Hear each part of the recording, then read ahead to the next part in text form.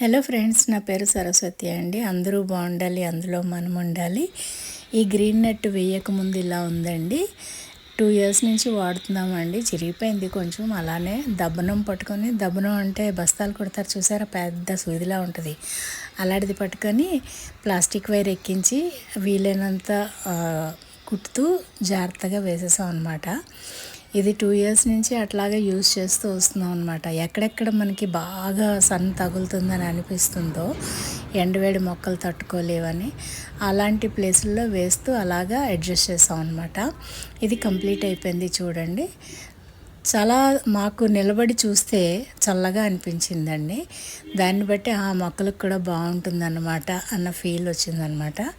చూడండి, ఈ మధ్యలో గ్యాప్ ఎందుకు ఉంచాము అంటే గాలి ఎక్కువగా వేసినప్పుడు అండి చిరిగిపోతుందండి. అది ఇదివరకు అలా అయిందనమాట. అందుకని తర్వాత మొక్కలకు కూడా కొంచెం ఉండాలి కదండి ఎండ అనేది. అందుకని కొంచెంగా తగిలేటట్టు పెట్టాం. సైడ్ వ్యూ చూసారా, మీకు బ్రైట్నెస్ తేడా తెలుస్తుంది. అందుకే కొద్దిగా గ్యాప్ ఉంచి వేసాం అనమాట. ఇప్పుడు మాకు బాగుంది, మొక్కలకు కూడా చాలా బాగుందండి. అప్పుడప్పుడు షవర్ ఇస్తున్నాము. Thank you very much for watching. Please subscribe.